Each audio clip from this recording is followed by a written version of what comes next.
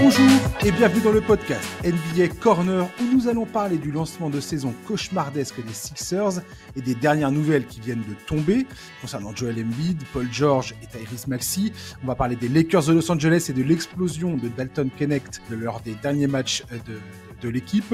Et on va également parler des meilleurs défenseurs de la saison, notamment de Dyson Daniels qui se fait remarquer ces derniers temps. Sans tarder, c'est Charlie que j'accueille au micro. Salut Charlie. Salut Josh, salut à tous. Alors Charles, petite actualité rapidement avant de passer à nos sujets si tu le veux bien. On a eu vent, je crois que c'est Shams qui a révélé ça, du All-Star Game, de la nouvelle formule qui se prépare pour le mois de février. On parle d'un tournoi avec 4 équipes, 3 équipes composées de 8 joueurs All-Star, l'autre étant l'équipe victorieuse du Rising Star.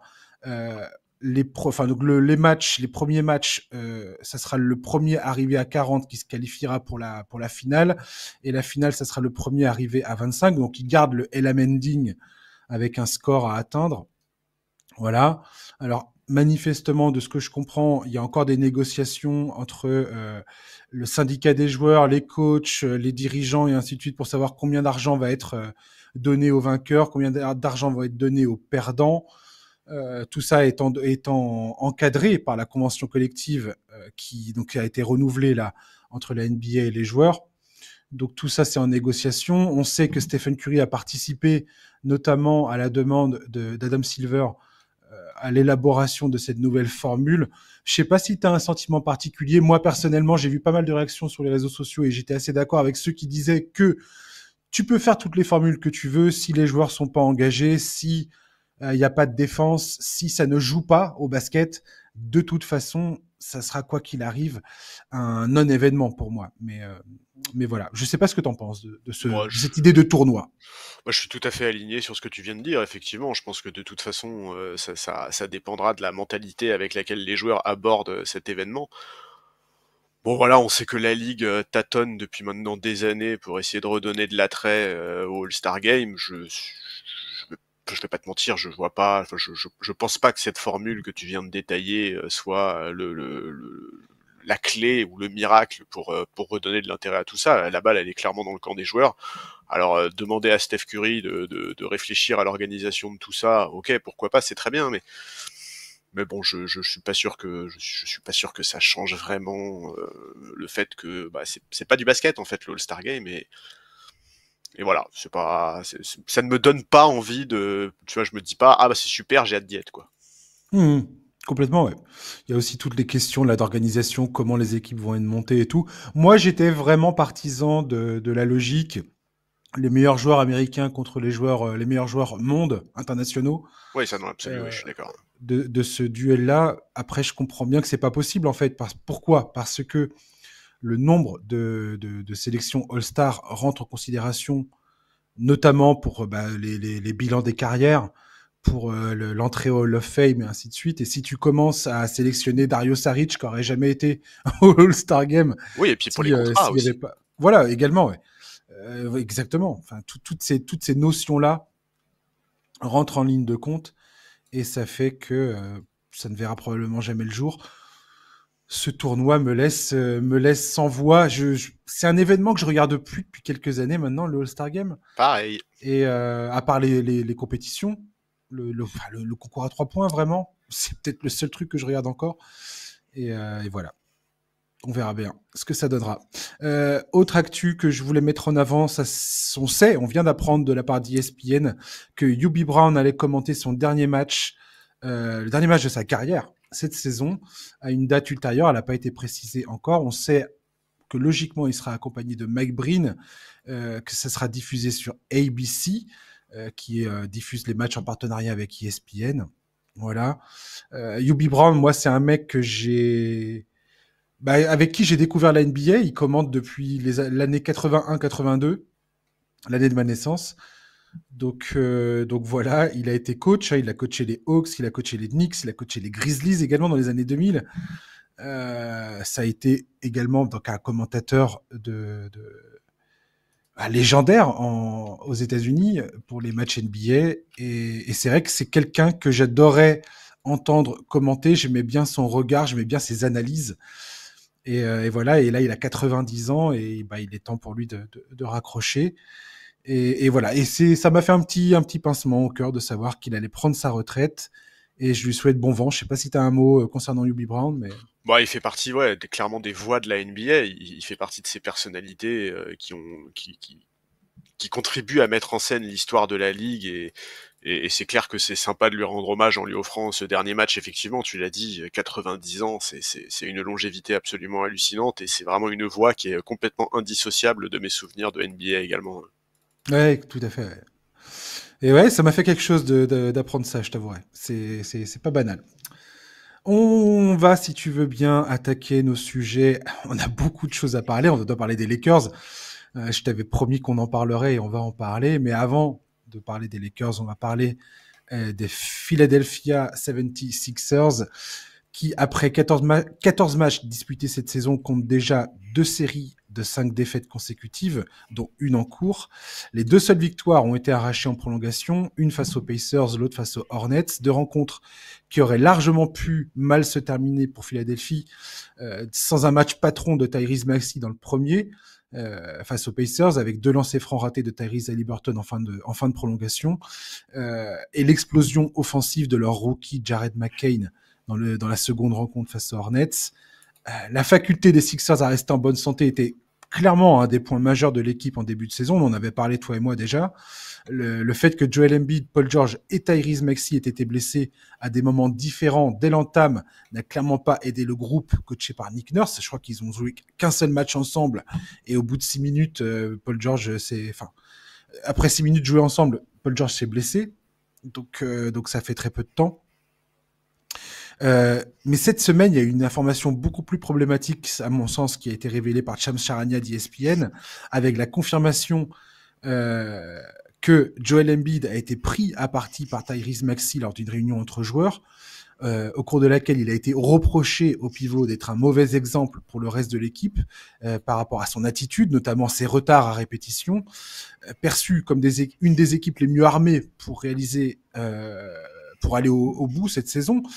Tout le monde avait comment dire applaudi des 2 mains cette intersaison quasi parfaite, hein, avec Paul George qui avait signé 4 ans euh, en tant qu'agent libre, ce qui avait clairement propulsé les Sixers. Tout le monde était là à applaudir la complémentarité entre le Embiid, Maxey et Paul George. Et là, tout d'un coup, on retrouve les Sixers englués dans une crise qui, à mon humble avis, ne va pas être facile pour eux de s'extraire à temps, étant donné qu'ils sont à 2 victoires, 12 défaites. Et très sincèrement, le temps presse aujourd'hui, Charlie. Ouais, bah clairement, c'est une très grosse claque parce que t'as parlé des séries de défaites consécutives, mais on peut ajouter qu'ils sont non seulement derniers de la conférence Est, mais qu'ils ont le pire bilan de toute la ligue, ils ont le pire rating offensif aussi, ils ont un des pires net ratings, enfin c'est catastrophique. Avant de parler du meeting entre joueurs, bah déjà sur le plan du jeu, franchement c'est très limité. Je trouve qu'il y a très peu de joueurs qui donnent satisfaction sur ce début de saison. Je vais commencer par parler de Nick Nurse parce que bah, comme c'est le coach, c'est quand même logique de le mentionner aussi. Et comme après on va beaucoup parler des joueurs, je vais commencer par là. Moi, c'est un coach que j'apprécie énormément, mais là, je suis désolé, mais je comprends pas. Les joueurs ont l'air perdus sur le parquet. Alors oui, il y a eu beaucoup de changements à l'intersaison, mais même comme ça, franchement, il y a des séquences où on a vraiment l'impression que c'est de l'improvisation totale. Alors, je vais pas trop taper sur les rotations parce que il y a eu beaucoup de blessures, on l'a dit, mais franchement, sur le plan du jeu, j'ai vraiment beaucoup de doutes. Visiblement, pour le moment, il est pas menacé, preuve que la franchise croit en sa capacité à remettre de l'ordre dans la maison, mais honnêtement, si la situation persiste, la logique voudrait qu'il soit le fusible à faire sauter. C'est quand même nettement plus simple pour le front office de changer le coach plutôt que de remodeler l'effectif en profondeur.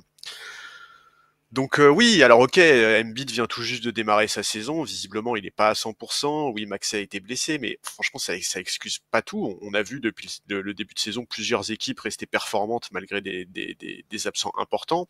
Paul George a aussi beaucoup de mal quand il joue, on est très loin des attentes. Alors il va monter en régime au fil de la saison, lui aussi il est de retour de blessure, mais c'est clair que là ces difficultés elles sont particulièrement exposées vu la situation de l'équipe. Et globalement, l'état d'esprit de cet effectif, moi, pose question. Même si tes leaders sont pas là, tu peux gagner des matchs à l'envie, au hustle. Il y a pas que le talent qui permet d'aller chercher des rencontres. Mais quand je regarde cette équipe jouer, j'ai pas cette sensation d'urgence, de solidarité. J'ai pas l'impression de voir une équipe qui veut laisser ses tripes sur le parquet.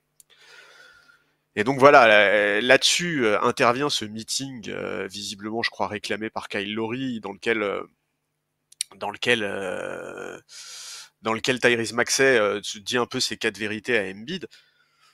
Bon, qu'est-ce que tu veux que je te dise? Effectivement, le leadership de Joel Embiid pose question. Maintenant, bah, je sais pas. En fait, on se pose forcément des questions sur son comportement au quotidien et même sur la gestion de la situation par la franchise. Tu vois, pourquoi laisser si effectivement il est, parce que la citation précise d'ESPN, c'est que Tyree, Joel Embiid serait en retard pour tout. Il y a le for everything qui est mis bien entre guillemets pour bien signifier que c'est pas juste un problème ponctuel ou que c'est pas un problème isolé. Donc ouais, c'est inquiétant de voir ça. Et puis en fait, ce qui m'inquiète dans l'absolu, moi, c'est le comportement d'Embiid, parce que dans cette réunion, visiblement, Embiid a expliqué qu'il ne comprenait pas ce que les Sixers voulaient mettre en place offensivement. Alors effectivement, moi non plus, quand je vois leur attaque, je comprends pas toujours. Mais comment c'est possible qu'il y ait besoin d'une telle réunion pour qu'ils disent ça au staff? Le mec est le franchise player de l'équipe. Est-ce qu'il échange pas avec son coaching staff sur les systèmes, sur la tactique? Je comprends pas ce qui se passe. Et puis en fait, j'ai du mal à trouver des axes qui nous permettraient de nous dire que ça va aller mieux et que tout va rentrer dans l'ordre. Alors évidemment, ils vont se remettre un peu à l'endroit, ils vont pas finir la saison avec le dernier bilan de la ligue, hein, surtout que leur calendrier en début de saison était pas facile, mais ouais, je sais pas, quand je vois que Embiid, sa première préoccupation après la réunion, c'est le fait de trouver la taupe, d'atténuer les critiques en disant qu'il a été en retard une ou deux fois quand il ne jouait pas. Personne n'est dupe, ça n'aurait jamais pris une telle ampleur si c'était vraiment des actes isolés. Donc ouais, inquiétant, et puis franchement, enfin ouais, en fait, je plains vraiment les supporters de Philadelphie, parce que l'écart entre ce qu'on voit sur le parquet là et les attentes qu'il y avait en début de saison est tellement colossal. Difficile d'être optimiste pour la suite. Ouais, il y a un véritable sentiment de gâchis et je trouve que c'est ce qui s'installe de plus en plus quand on commence à parler de la carrière d'Embiid qui a 30 ans, Bah ouais, se fait reprendre aujourd'hui par un jeune talent de 24 ans. Et j'ai vu Richard Jefferson l'autre fois sur ESPN dire c'est pas normal quand c'est entre guillemets les enfants qui s'en prennent aux parents. Quand il dit ça, il dit c'est pas normal que ça soit le plus jeune qui s'en prenne à l'aîné, qui disent c'est pas normal ce que tu es en train de faire, ton attitude elle est pas, c'est pas ça dont on a besoin, c'est pas l'exemple dont on a besoin, et c'est l'exemplarité justement, je pense que Tyrese Maxey a souhaité mettre en avant dans son intervention vis-à-vis de Joel Embiid. Pour moi, quand je lis tout ça, il y a un problème beaucoup plus profond, parce qu'on a aussi vu, on a aussi entendu des comment dire, des allusions à ce qui se passe, à ce qui se passe depuis des années. À l'époque de Brett Brown, déjà en 2018, où le staff intégral de Brett Brown était allé à la rencontre du coach pour lui dire que l'attitude de Joel Embiid n'était pas la bonne et que ce n'était pas bon. Et on se rend compte aujourd'hui, j'ai l'impression, alors beaucoup trop tard si tu es fan des Sixers, c'est mais clair. qu'il y a un gros problème de culture et de laisser faire au sein même de la franchise concernant Joel Embiid. Je pense qu'on lui a tellement laissé passer les choses, tellement laissé passer ses attitudes, ses caprices, euh, qu'aujourd'hui, il ne se sent pas obligé, ni contraint, ni responsable de rien, Oui, quelque part. J'ai l'impression que lui ne voit pas le problème parce qu'il n'y en a jamais eu, quelque part. exactement. Et, Ça, je euh, pense que c'est et, très important de le dire, ça. c'est pour moi le plus gros problème. Et j'invite les auditeurs également à essayer de retrouver là, le podcast de Pat Beverley, qui a, qui a pensé le coquin à sortir un numéro juste pendant la crise des Sixers. Lui qui a été aux Sixers, justement, la saison dernière. Et, euh, et il confirme. Il confirme tout ce qui a été dit par Tyrese Maxey. Sachant Il que lui, confirme pour le coup, que ce que dit Joel Embiid, ce n'est probablement pas du tout la vérité, à savoir qu'il a été absent ou en retard une ou deux fois ou trois fois peut-être, mais rien de grave. C'est pas du tout ça que dit Pat Beverley. Alors on peut dire ouais, mais Pat Beverley aussi ment. Alors ça commence à faire beaucoup de gens qui mentent et qui cherchent à nuire à Joel Embiid, ce dont lui a l'impression. C'est ce qu'il dit, voilà. Euh, qu'il est entouré de négativité à Philadelphie, qu'il comprend pas, que ça a toujours été comme ça, qu'il commence à en avoir marre et ainsi de suite. Entre guillemets, de faire un peu la menace de dire, bah écoutez, si vous êtes pas content, je vais demander à me casser et puis c'est tout. Très belle attitude. Bref, Pat Beverley explique que Joel Embiid ça n'a jamais été son fort de montrer l'exemple, d'être irréprochable, d'être là aux entraînements, de faire en sorte de produire les efforts pour emmener un groupe et ainsi de suite. Et que ces retards à répétition, c'est pas du tout une légende urbaine, c'est absolument la vérité. Alors, c'est ce qu'il explique. Il dit, après, je suis pas dans sa vie. Il y a toujours des raisons pour lesquelles on peut être absent. Quand on est blessé, c'est effectivement pas toujours facile d'être présent et d'être actif. Chose qui a été également pas mal reprochée par d'anciens joueurs qui pointent du doigt. Je pense notamment à Tim Legler dans le podcast All NBA qui explique que lui, quand il voit Embiid sur le banc quand il est blessé, bah, il regrette son attitude. Il dit, on voit qu'Embiid n'en a strictement rien à faire. Il s'implique pas. Il est au bout du banc. Il regarde vite fait d'un œil distrait ce qui se passe. Une fois que le match est terminé, très vite, il n'est plus présent. Il n'est pas là avec les joueurs, avec le coaching staff en train de s'impliquer dans ce qui est en train de se passer. Alors, moi, toi, ce podcast, on n'est personne pour critiquer ça et peut-être qu'on va en apprendre plus au fur et à mesure que cette histoire évolue, si jamais elle doit évoluer. Mais très clairement, pour moi, il y a un gros problème au sein même de la franchise. Et Joel Embiid, à moins à moins qu'il prenne vraiment conscience de ce qu'il faut qu'il fasse pour devenir un vrai leader, ça se passera jamais pour lui. Et je terminerai en disant que c'est quand même un joueur qui, année après année, saison après saison, n'importe quel coéquipier qu'il a pu avoir, ne passe son temps à se trouver des excuses, passe son temps à dire ce n'est pas de ma faute, passe son temps à dire, je ne sais plus, c'était la saison dernière ou la saison d'avant, il dit je peux pas gagner tout seul. Avant de corriger en disant ah oui merde c'est vrai que je joue avec James Harden. Moi et James Harden on ne peut pas gagner tout seul après une performance absolument catastrophique en playoff. Et moi quand je vois ça je suis désolé mais personnellement ça me révolte. Voilà. Oui, mais alors, je comprends, mais effectivement, je veux revenir sur ce que tu as dit sur la responsabilité de la franchise. Sur le fait qu'on peut que regretter effectivement le fait qu'ils aient laissé s'installer ce comportement. Moi, la gestion de la situation par la franchise, il y a beaucoup de choses parce que en fait je peux pas me dire qu'Embiid s'en fout. Je pense pas que ce soit vrai.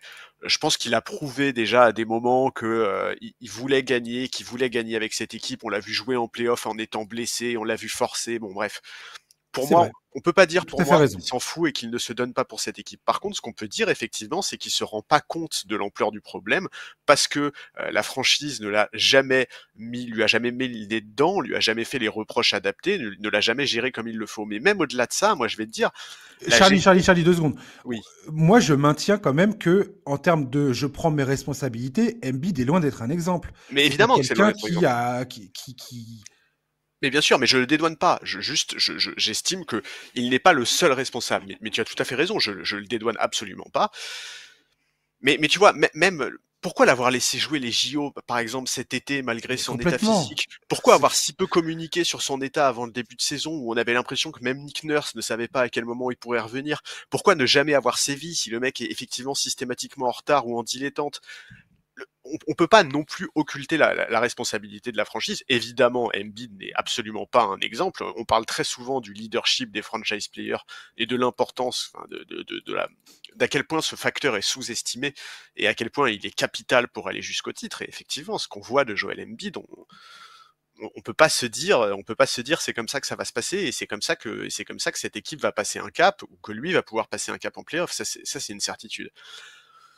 Ben voilà, finalement, en fait, la question aujourd'hui, c'est de savoir si ce groupe peut se remettre à l'endroit et se concentrer sur le basket. Et c'est vrai que avec ce qu'on voit, et avec ce qu'on entend des suites et des retombées de ce meeting, de ce player meeting, ça semble compliqué d'être optimiste. Et pourtant, ça devrait pas être si compliqué. Il n'y a pas un écart colossal entre eux et le top 6. Mais Mais en même temps, aujourd'hui, moi j'ai un peu l'impression que c'est soit ce groupe va exploser, ils vont pas réussir à enchaîner les wins et la situation va encore plus se tendre et Nick Nurse et Joel Embiid vont pas réussir à s'accorder sur les tactiques offensives, soit ils vont réussir à se remettre dedans, mais j'ai du mal à voir comment ils pourraient avoir un déclic, je sais pas. Mais même s'ils avaient un déclic, Charlie, très sincèrement, quand tu vois Embiid qui arrête pas de se tenir le genou en permanence, qui manifestement il est blessé, il est pas Ah, en il est pas forme. du tout à 100%, mais non, mais c'est clair, c'est clair. Donc, je veux dire, il faut bien repenser que l'an dernier, il était sur une saison absolument historique, Ouais. digne en termes de production offensive de Will Chamberlain. Je veux dire, Joel Embiid, personne ne dit le contraire concernant son talent. Il a un talent absolument affolant. Ça, personne ne remet ça en question. C'est un joueur, quand il est en pleine possession de ses moyens, il est absolument incroyable. Il a été MVP. Et voilà. Donc, personne ne remet ça en question. Là, il est manifestement blessé. Paul George se fait le genou pendant la pré-saison. Il vient de se refaire le genou alors qu'il vient à peine de revenir sur le terrain. Je veux dire, c'était bien ça le problème qu'on avait, toi et moi, en parlant des Sixers, en se disant, est-ce que ça va tenir le coup?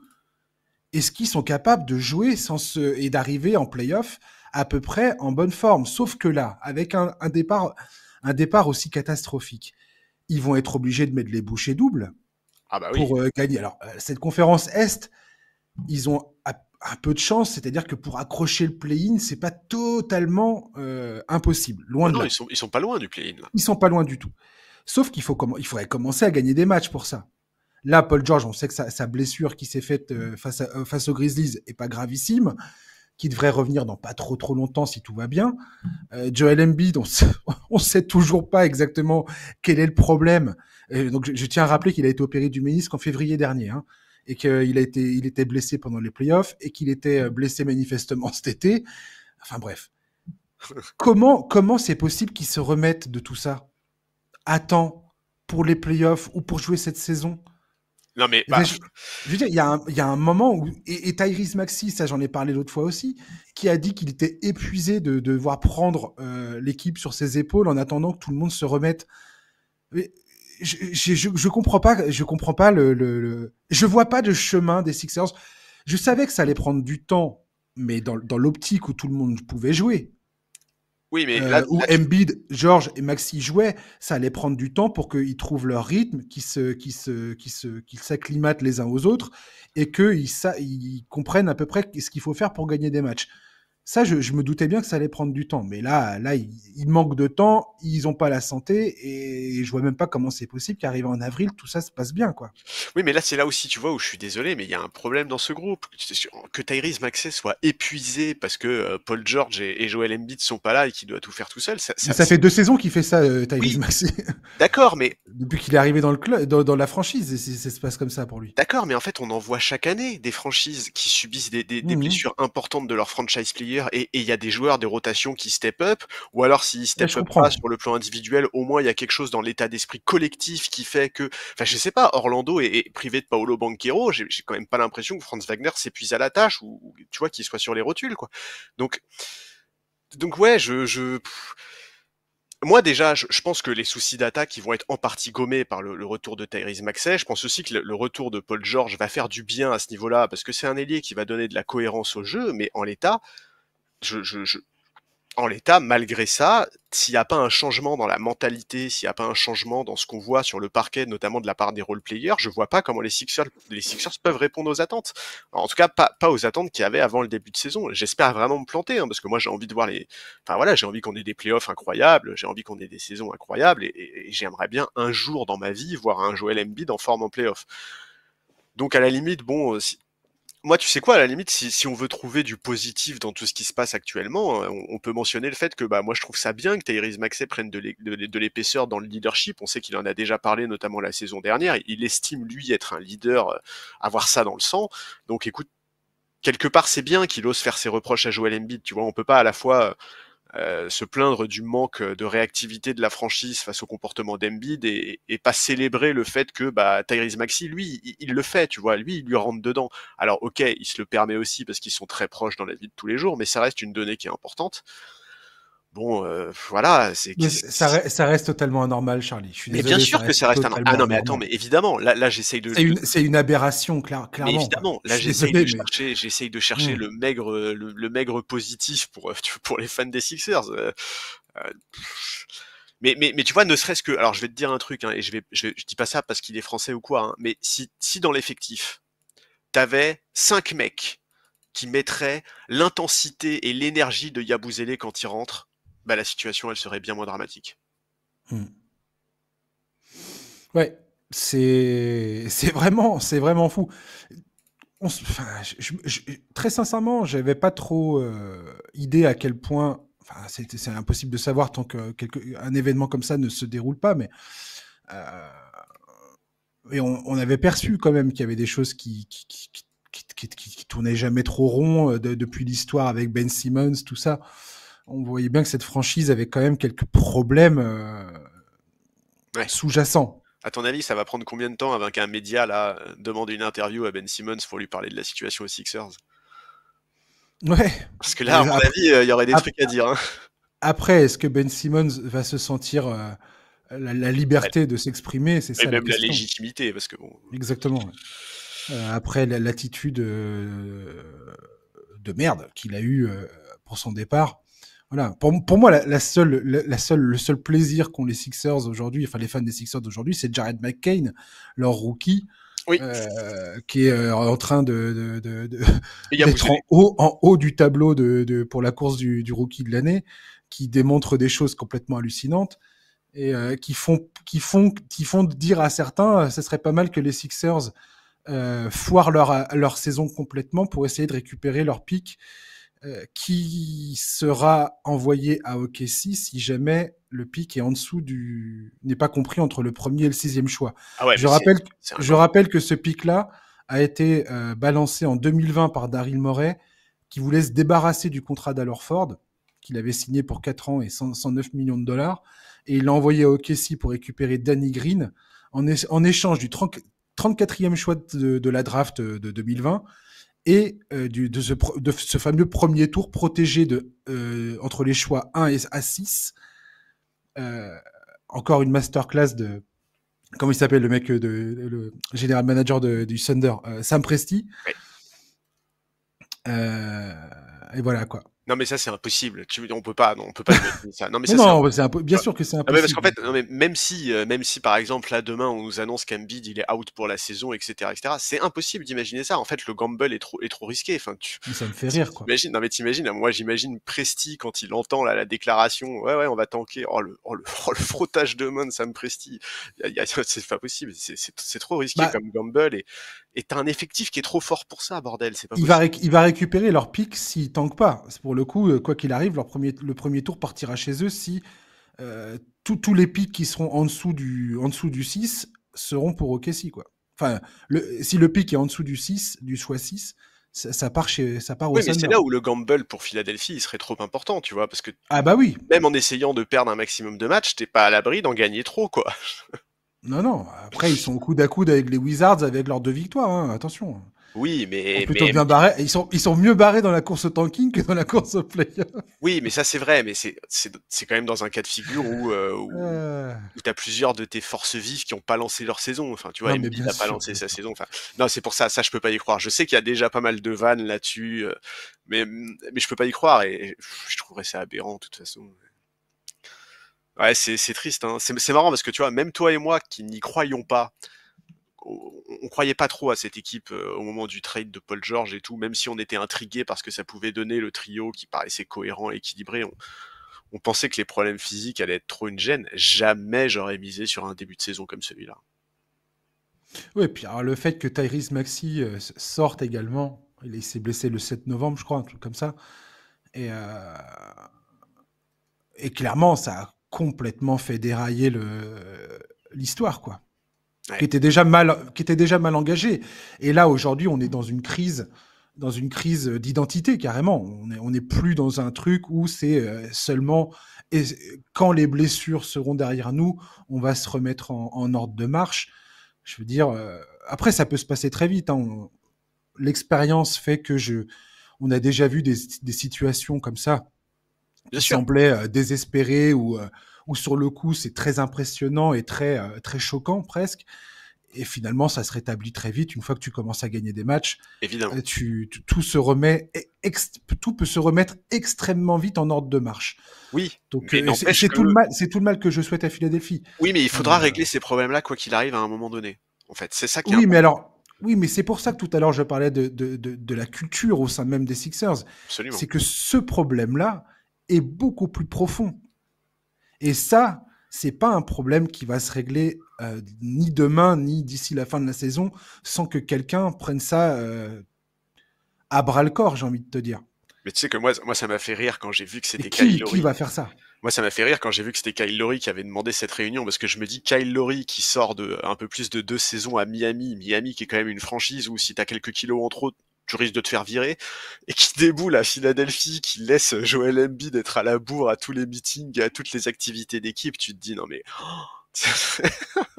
Ça doit être choquant, effectivement. Je pense que ça doit être choquant. bah ouais, Et tu vois, un mec comme Pat Beverley, c'est ce qu'il explique bien. Il dit, moi, je n'ai jamais été dans la position d'un gars comme Joel Embiid, c'est-à-dire un franchise player, où tout le monde où la franchise entière se plie en quatre pour toi, se plie en quatre pour toi, où tu as des privilèges que les autres n'ont pas. bien sûr. Lui, il explique, moi j'ai dû à me battre pour tout ce que j'ai gagné dans cette ligue. Se battre au sens propre comme au figuré d'ailleurs. Probablement.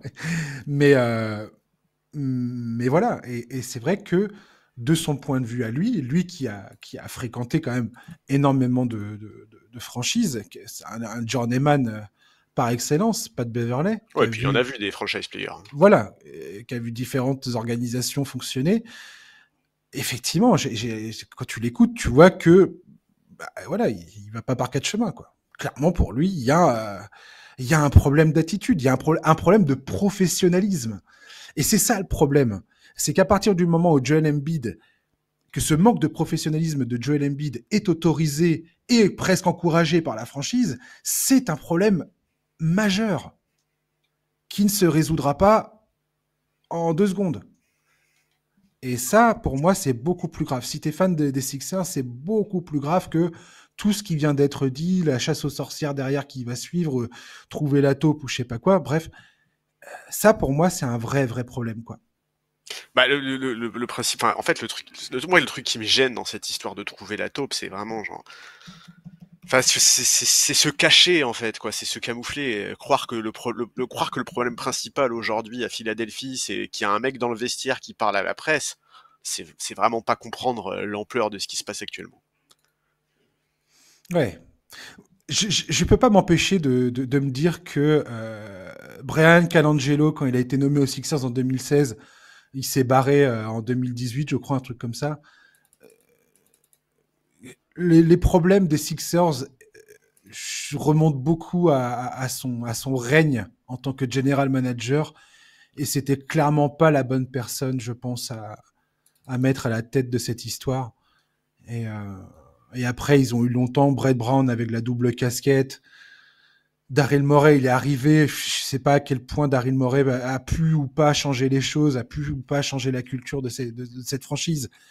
Mais, euh, mais bon, c'est. Daryl Morey, je- ça commence à faire quelques années qu'il est là, hein. On a quand même pas l'impression qu'il ait provoqué un changement quelconque à ce niveau-là, quoi. Ouais. Non, non, pas du tout, ouais, effectivement. Ouais. Et, euh, et c'est Elton Brand aussi qui est arrivé après coup. Et je sais pas. Et en tout cas, il y a quelque chose qui ne colle pas dans cette franchise. Et, euh, et j'ai hâte de voir comment ils vont se dépatouiller de cette situation qui est quand même assez grave. En tout cas, c'est rare. J'ai rarement vu une situation aussi pourrie en tant que fan de NBA, quoi.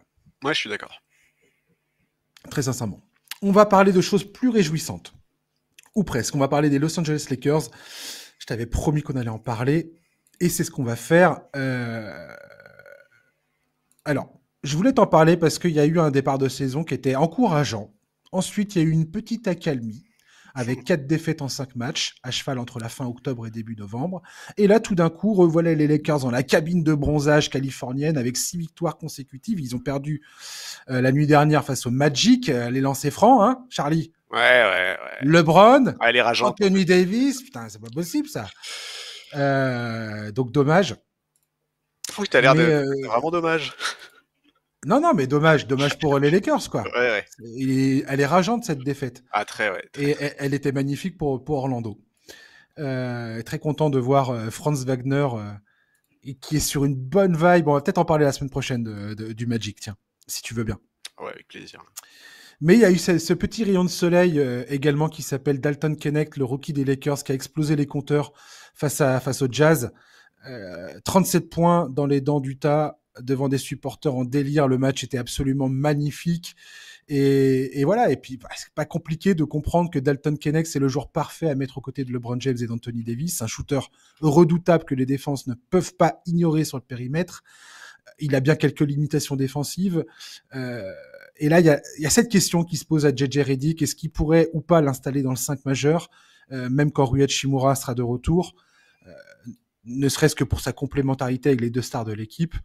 Si on ajoute à ce début de saison un LeBron James plus que jamais royal à la création, d'ailleurs dans un rôle de vraiment de distribution, je trouve qu'il a été bien, enfin, qu'il incarne à la perfection sur le terrain.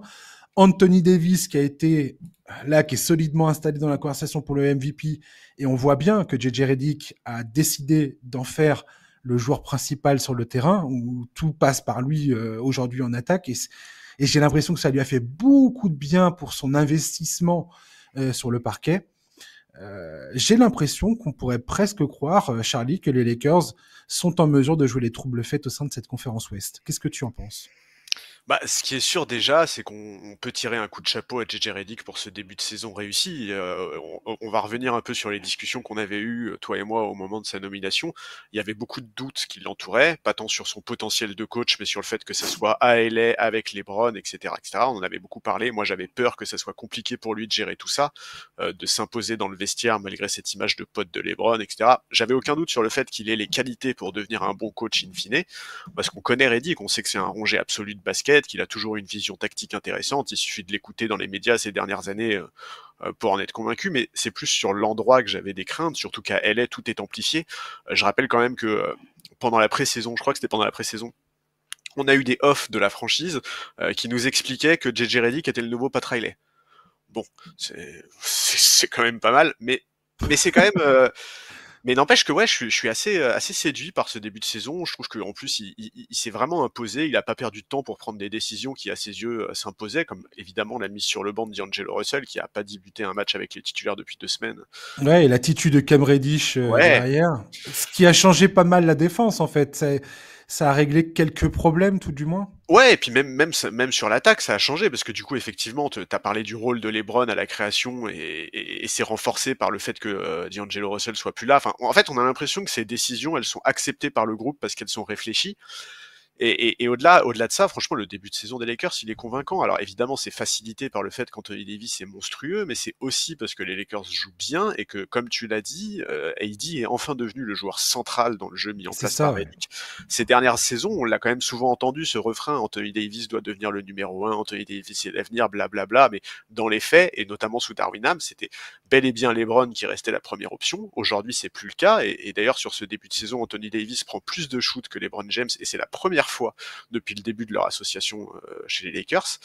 Et c'est positif parce que du coup, LeBron se trouve beaucoup plus dans la construction. On sait à quel point il est extraordinaire pour prendre la bonne décision au bon moment, pour identifier les mismatchs. Et comme l'attaque tourne vraiment bien, il y a du rythme, il y a du mouvement, il y a des Tout à systèmes fait. qui sont convaincants. Les Lakers aujourd'hui, c'est le 4e rating offensif de la ligue, et c'est pas pour rien. Vraiment, je suis désolé, je vais encore taper sur Darwin, mais les systèmes offensifs aujourd'hui, c'est le jour et la nuit par rapport aux saisons précédentes. Il y a beaucoup plus de mouvements off the ball, côté bas, côté faible. Anthony Davis a toujours été un joueur incroyable, mais là, il est vraiment mis dans les meilleures conditions possibles par tout ce travail préparatoire qui est fait. Et ça fait franchement plaisir à voir. Ça fonctionne bien. Maintenant, Je veux pas non plus tomber dans les louanges à outrance parce que là, on est un peu dans la culture du moment. En fait, si tu regardes le détail des stats avancées, on se rend compte qu'en fait, il n'y a pas un si gros écart avec leurs chiffres de la saison dernière. Alors oui, Tout ça à attaque fait. mieux, oui, le net rating est meilleur, mais défensivement, c'est moins bon que la saison dernière. Et même en termes de bilan collectif, l'écart, il est pas monstrueux. Après 15 matchs la saison dernière, les Lakers, c'était en 9-6. Bon, voilà, c'est pas, y a pas une marge colossale. Là, avec la défaite de cette nuit, ils sont en 10-5. C'est pas le jour et la nuit. Contrairement à ce que certains médias disent, je veux pas jouer enfin, je veux pas casser le truc, hein, mais voilà, moi j'ai beaucoup lu ces derniers temps, notamment dans la presse américaine, que l'équipe était transfigurée, que JJ Redick avait tout changé, etc., etc. Faut pas abuser. Le calendrier en plus, il a pas été infernal. Un des éléments qui fait qu'aujourd'hui on parle des Lakers en ces termes-là, c'est cette série de 8 victoires, de 6 victoires, pardon. Enfin, ces 6 victoires, c'était face aux Sixers dont on vient de parler, Toronto, Memphis, San Antonio, les Pels et Utah. C'est aucune de ces équipes n'est présente dans le top 6, que ce soit à l'est ou à l'ouest. Donc, on va pas non plus partir sur le ton. Aujourd'hui, les Lakers font partie des favoris, etc., etc. Pour moi, c'est pas le cas encore. Donc voilà, je suis content parce que j'ai la sensation qu'il y a un autre état d'esprit. Tu as parlé de l'émergence de Dalton Knecht qui fait très plaisir. Austin Reeves continue sa progression. Anthony Davis est dans la discussion MVP. Je vais pas bouder mon plaisir, mais je vais pas non plus m'enflammer outre mesure. Maintenant, c'est clair que quand on parle d'état d'esprit, on a parlé de l'état d'esprit des Sixers juste avant. Là, chez les Lakers, j'ai vraiment l'impression de voir un groupe qui se bat, qui s'arrache, qui est solidaire, et ça fait plaisir. Ouais.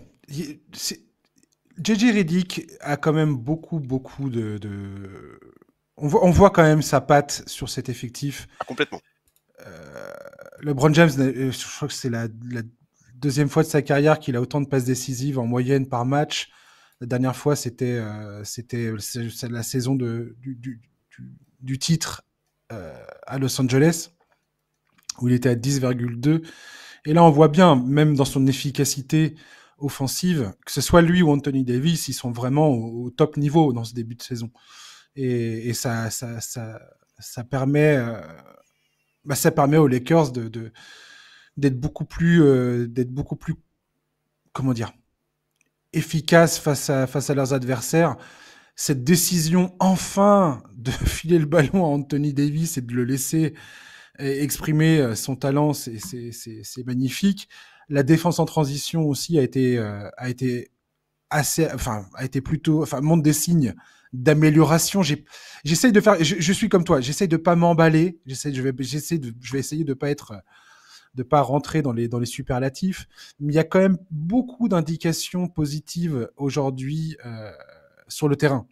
De, l'attention aux détails défensivement, sur les rotations, la façon qu'a JJ Redick de coacher, tu vois, l'autre jour, quand Knecht a eu son coup de chaud face à Utah, il y a quelques jours de ça, là, voilà, il a pas oublié de dire, ouais, Knecht, il a eu des bons tirs, mais tout ça n'était pas possible sans D'Angelo Russell qui venait de foutre sur le banc. Euh, mais il a rappelé dans la presse que D'Angelo Russell avait fait toutes les bonnes passes, les bonnes lectures de jeu, Ce qui est et vrai. que tout à fait, et tout à fait. Et, et je trouve que pour l'instant, il tient le bon bout. Alors, on a à peine commencé la saison, donc c'est très compliqué de tirer on n'a aucune conclusion à tirer de rien du tout. Mais j'aime bien ce que je vois. Il y a les stack actions qui font avec Reeves qui pose un écran sur Anthony Davis loin du ballon. Tu as la possibilité d'une passe lobée. Sinon, Davis vient poser un écran à LeBron avant de recevoir un nouvel écran de Reeves. Il y a plein de schémas de jeu aujourd'hui comme ça du côté des Lakers où il y a beaucoup plus de mouvements, beaucoup plus d'action sur le côté faible qu'on voyait pas forcément avant Ah non, qu'on ne voyait. Ah non, Avec Darvin Ham. Et, on ne le et je voyait trouve pas du ça, tout. voilà. Et ça, je trouve ça quand même vachement plus encourageant, quoi. Ah mais c'est clair.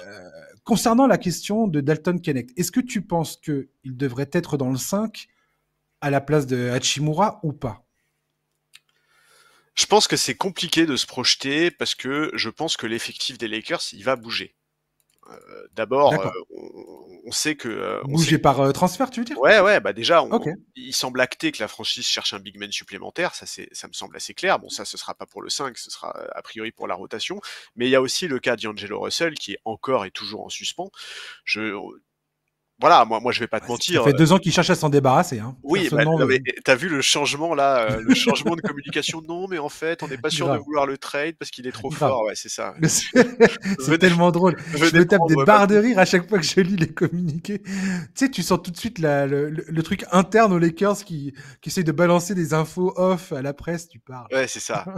Mais C'est c'est clair tellement que voilà, drôle. le rêve, ce serait un trade de D'Angelo Russell pour un joueur de backcourt capable d'apporter une vraie plus-value défensive. Maintenant, c'est pas facile à trouver. Et puis sur la cote de D'Angelo Russell sur le marché, je pense qu'elle est pas fameuse.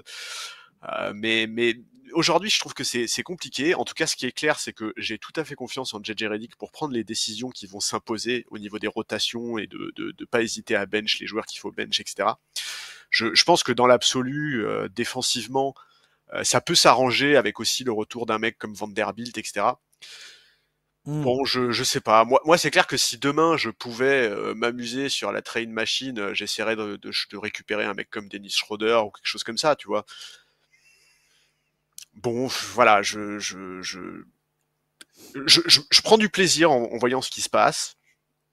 Mais je veux pas m'enflammer, je veux pas tirer de plan sur la comète aussi parce que, et ça c'est quand même l'élément le plus important quand on parle des Lakers et qu'on n'a pas encore dit dans ce podcast-là, même si on le dit très souvent, il y aura toujours cet astérisque autour de la capacité d'Anthony Davis à être en forme sur toute la durée de la saison et des playoffs. Donc je ne ferai pas des Lakers un favori pour le titre tant qu'il y a cette donnée-là, quoi. Ouais.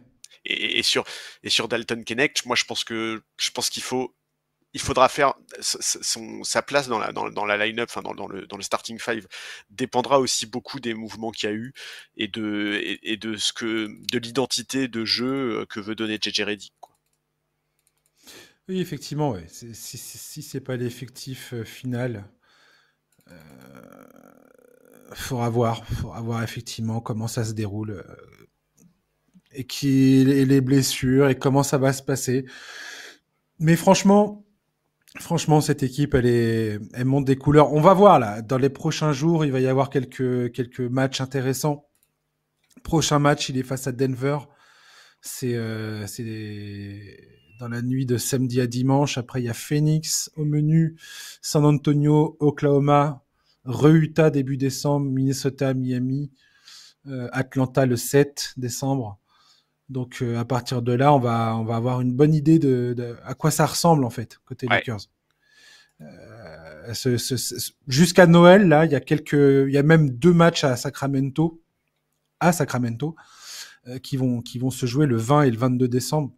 Ah, et puis à Noël, il y a le Curry LeBron, hein. Ouais. Donc on aura une meilleure idée. Si je suis le front office des Lakers, le transfert, s'il y a transfert, il doit y avoir, il faudrait qu'il soit pas trop tard quand même, quoi. Oui, tout à fait. Personnellement, ça me ferait un peu suer d'attendre trop longtemps pour que ça se produise. C'est une équipe qui va avoir besoin de se mettre en rythme. Et déjà, il y a des belles choses qui se passent sur le terrain. Mais, euh, mais voilà, les changements en cours de saison comme ça, c'est jamais simple. Après, c'est quand même une équipe qui, il y a 2 ans, a quasiment tout changé à la date limite des transferts et est parti nous faire des finales de conférence Oui, et puis LeBron, il connaît le ça, soleil. hein. À Cleveland aussi, Ouais, c'est déjà complètement. arrivé que l'équipe Tout à change fait. radicalement au cours de saison et qu'on les retrouve quand même en finale NBA. Ah bah s'il y a un mec qui est habitué à ce genre de trucs, c'est LeBron James, hein. C'est clair. Vu le nombre de fois où il a pigné pour avoir des changements, hein. Ah, je me disais Bref, bien quand même, hein. il fallait que je lui en mette une. Un petit 15 minutes qu'on parle des Lakers, c'est toujours pas une petite balle sur les LeBron. Je me disais, c'est bizarre quand même. Une petite tape dans la tête. Elle était mignonne celle-là. Oui, oui. Je me suis même pas moqué de lui quand il nous a fait le LeBron GM pour nous dire ouais Dalton Knecht c'est génial un shooter tout ça nanana bah ouais gars ça fait des années qu'on te dit que c'est ça dont tu as besoin et tu nous as fait suer avec Russell Westbrook là que t'as balancé dans les roues du bus après bref ah tu vois t'as vu je commence à peine et bam je deviens Ah, méchant tout de suite, hein, il suffit que tu te lances et c'est fini, hein. et c'est terminé hop le LeBron hater ressort bref écoute je te souhaite. On va voir les prochains matchs, je pense effectivement d'ici fin novembre là, jusqu'au Thunder, le match face au Thunder, Denver, Phoenix, San Antonio, Oklahoma, d'ici fin novembre, dans la semaine qui vient, on va avoir un bon indice de qu'est-ce qu'elle a dans le ventre cette équipe des Absolument. Lakers. Ouais, je suis d'accord avec toi. On va terminer le podcast. Je voulais parler rapidement de Dyson Daniels qui a été récupéré par les Hawks dans le transfert qui a envoyé Dejounte Murray aux Pelicans. Paix à son âme. Dommage, dommage. Ça fait chier quoi. Tu vois, c'est relou quoi. Dejounte Murray, elle est pas fun sa carrière pour l'instant. Et Dyson Daniels a fait beaucoup parler de lui pour sa défense depuis l'entame de la saison. Le compte Twitter des Hawks avait souligné mi-novembre qu'il était devenu le premier joueur depuis Michael Jordan en 87 à enchaîner au moins 4 matchs avec 15 points ou plus et 5 interceptions ou plus. Il a notamment enchaîné 2 rencontres avec 6 interceptions, dont une victoire in extremis face à Boston le 13 novembre. Certains le comparent directement à Kawhi Leonard dans sa lecture du jeu en défense, notamment le fait que dans ses déplacements, tout ça, il est très incisif, on va dire. Et il est assez impressionnant, Ouais, effectivement. très impressionnant. Maintenant, si tu regardes un peu les stats avancées, c'est assez drôle parce que ça se voit pas sur l'impact collectif des Hawks. Et le basket, ça reste un sport collectif. Et en fait, quand j'ai vu ça, je me suis dit, mais tiens, c'est marrant parce que il n'y a pas beaucoup d'outils dans les stats avancées, tout ça, qui nous permettent de savoir, de juger la pertinence de la défense individuelle d'un joueur. Et Dyson Daniels, c'est un joueur qui visuellement, tu peux pas le voir et dire, enfin, quand tu le vois jouer, tu te dis tout de suite, waouh, défensivement, il est impressionnant, quoi. Mais si tu rates son impact sur l'équipe, alors c'est aussi parce qu'il joue à Atlanta, tu vois. Ouais, qui joue à côté de Trae Young, quoi. Voilà, donc forcément, ça rend cette perception-là beaucoup moins. Enfin, les chiffres sont beaucoup moins convaincants que d'autres joueurs qui évoluent dans des systèmes bien mieux bâtis, construits. Ouais. Je pense à Derrick White et Jrue Holiday à Boston ou Holmgren et Jalen Williams à OKC, qui font partie du gratin défensif de la ligue et qui sont affichés dans ces stats-là. Voilà. Mais je voulais parler un peu avec toi de défense, de course au titre de défenseur de l'année et avoir un petit peu ton sentiment sur tout ça. Bah, déjà, le premier truc, c'est que tu as mentionné son arrivée dans le trade, et moi ça me fait rire parce que c'est tellement l'histoire de la NBA, ça, tu sais, c'est le genre de mec, tu vois son nom dans un trade, ça passe un peu inaperçu, et puis après quelques semaines, tu vois le trade sous un autre jour au regard de son apport et de son évolution. Mais oui, oui, il est impressionnant. Tu l'as dit, sur les stats défensives, notamment les steals et les deflections, il est très très au-dessus du lot. Tout à Euh, fait. Moi, ce que j'apprécie, c'est un truc dont Quinn Snyder a parlé récemment. En fait, il a expliqué qu'il était absolument jamais hors de position, ce qui est assez rare en fait chez les défenseurs qui font beaucoup d'interceptions, tout simplement parce que alors, quand tu te Le lances, gamble, ouais, ouais. ouais voilà, quand tu gambles l'interception, bah derrière t'ouvres des espaces, et c'est vrai qu'avec lui, c'est pas trop le cas. Donc ouais, ça je trouve ça intéressant.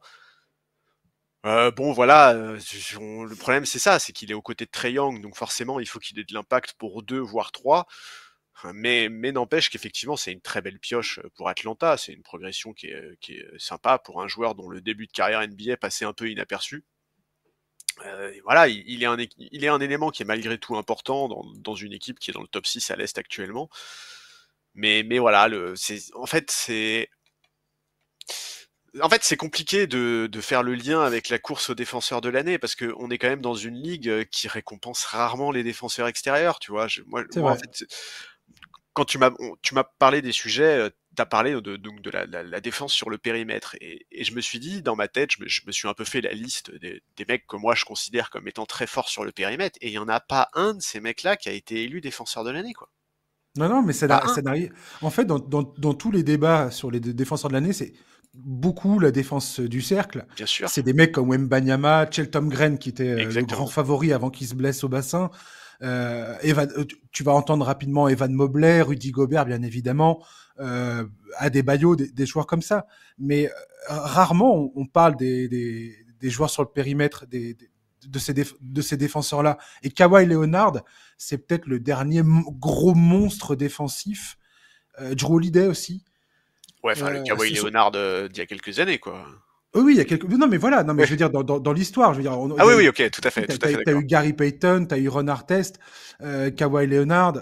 euh, et voilà. Et dans cette nouvelle génération là, c'est assez intéressant de voir un petit peu qui sont les patrons de la défense sur le périmètre. Et c'est ça dont j'aimerais parler un petit peu. Et si tu regardes par exemple sur le defensive rating, c'est Jalen Williams de KC Ouais. qui est un des premiers enfin qui est premier en defensive rating, mais aussi parce que son équipe autour de lui, OKC est une des toutes meilleures défenses de la ligue. Donc ça s'explique aussi par ça. Derrick White et Jrue Holiday à Boston, je vois pas aujourd'hui quelle paire défensive sur le périmètre est plus redoutable que ces deux gars-là. Oh, mais même Le sur fait ces que dernières années, hein. oui, mais complètement. Sur ces dernières années, il n'y a pas eu un Euh, duo aussi fort, je trouve, sur le périmètre. et t'as deux gars que je trouve excessivement intéressants aujourd'hui en NBA parce qu'ils ont un peu cette capacité à faire la double, à avoir à infliger la double peine. C'est Ozar et Amen Thompson. Ouais. Il y en a un qui joue à Détroit, l'autre qui joue à Houston. Et Amen Thompson qui est à Houston m'impressionne parce que Houston c'est une équipe que je regarde beaucoup plus que Détroit pour le coup. Ozar, je sais qu'il est très bon, mais j'ai pas vu assez de matchs de Détroit pour avoir un avis définitif sur lui. Bien que c'est évident que ce gars-là, il a des highlights défensifs et quand tu le vois, clairement il a des capacités athlétiques de fou. Et son frère, c'est la même chose. Et sa capacité de déplacement à Men Thompson et de défendre à la fois sur le périmètre et à la fois à l'intérieur, enfin, c'est fascinant, je trouve. Ah bah il y en a un autre qui est extraordinaire à ce niveau-là, moi je trouve, c'est Bam Adebayo, hein. Oui, complètement, ouais. Bam Et Adebayo, ça, c'est un grand qui est capable de switcher sur n'importe qui. ah oui, oui, oui. Ah oui, oui, non mais c'est Bam Adebayo à ce niveau-là, il est phénoménal, ouais. Mais oui, oui, bah en fait c'est toujours le même problème, et c'est aussi pour ça que depuis des années en NBA, il y a des gens qui réclament le fait d'avoir deux trophées de défenseur de l'année, un pour le secteur intérieur et un pour l'extérieur. Et Complètement. ça paraît pas aberrant, honnêtement, ça paraît pas aberrant, parce que c'est vrai que, enfin, tu vois, Jrue Holiday, par exemple, moi je suis désolé, mais sur ces dernières années, il fait vraiment partie des mecs qui m'ont vraiment marqué en termes de défense sur le périmètre, et il n'est quasiment jamais considéré pour le titre. Et là, je regardais là, sur les sites de betting, aujourd'hui, au 15 novembre, tu regardes les favoris, le top 5 des favoris pour le Depoy. Alors, il y a Dyson Daniels, mais sinon, c'est Victor Wembanyama, Evan Mobley, Anthony Davis et Bam Adebayo. Ouais, complètement. Le dernier petit à avoir gagné, c'est Marcus Smart, il me Oui, semble. C'était 2022, quoi, ouais. en 2022? Ouais, 2022. Et sinon, ouais, Kawhi en 2016-2015. Pour un ailier, c'est pas mal. Après, t'as que des grands quasiment.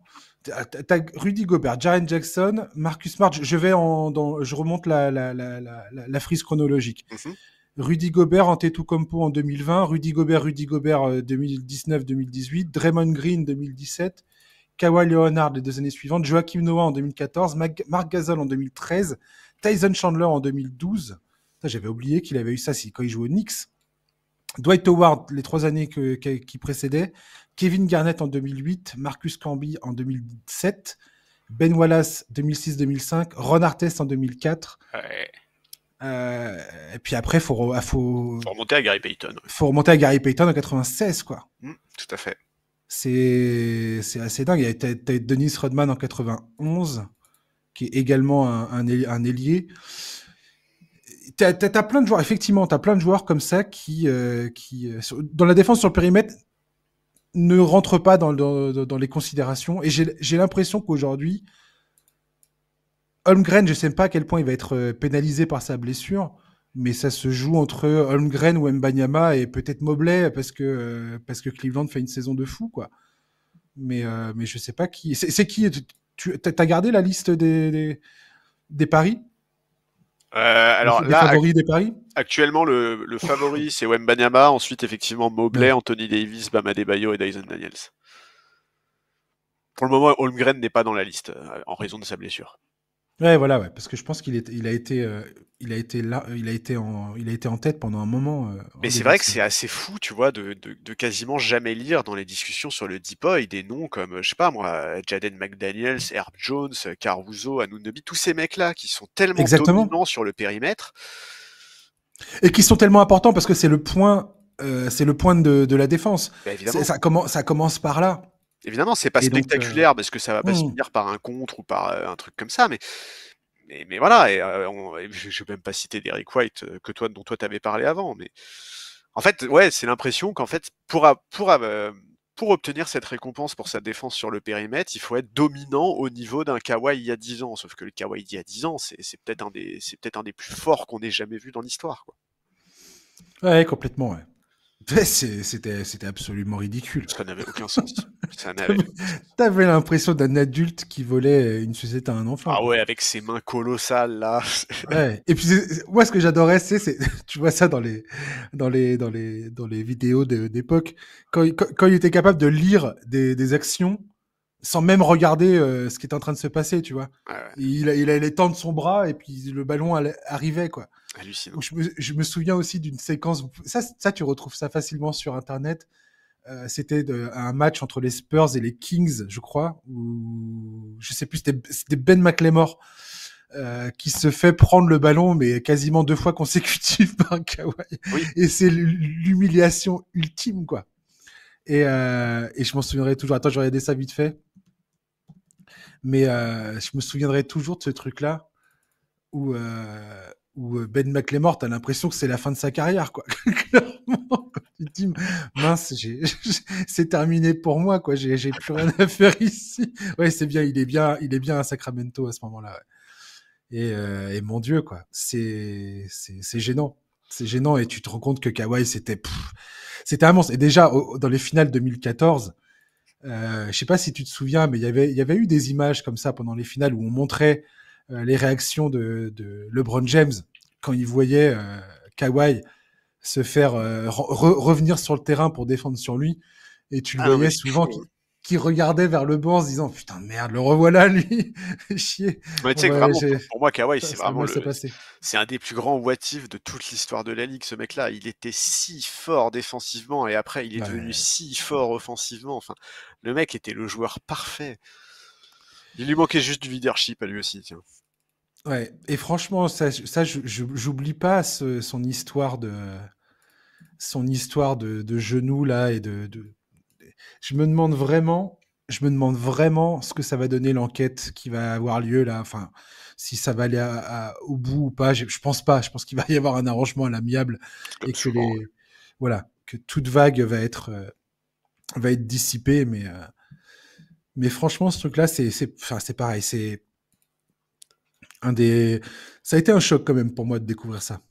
Ouais, tu m'étonnes. De réaliser à quel point on ne sait rien parfois de certaines situations et on est là à commenter, à avoir des opinions sur des choses qui sont totalement infondées potentiellement, quoi. Ah bah oui, mais c'est aussi ça le principe, c'est de combler le vide, Bien quoi. sûr. On a un vide Ouais, tout à fait. d'information et tu vois, on va pas juste se contenter de ne pas parler des choses, quoi. On va arrêter le podcast, Charlie. Ah bah non.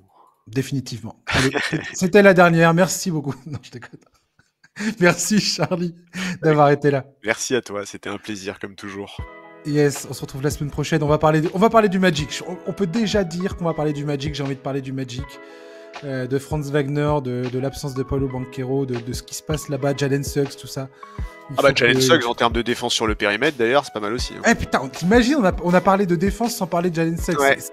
On n'a pas parlé de Lou Dort non plus, hein. C'est un scandale, grave. C'est un scandale, Charlie. Il faut qu'on repense totalement nos priorités sur ce podcast. Je pense qu'on va faire un truc sur la couture bientôt. Ouais, Jalen Suggs, incroyable. À très bientôt, Charlie. Enfin, la semaine prochaine. Ouais. Chers auditeurs, merci de nous avoir écoutés. Et on se retrouve bien évidemment, donc, comme on vient de le dire, la semaine prochaine. D'ici là, passez une bonne fin de journée, un excellent week-end. Et à bientôt. À ciao. Bye bye.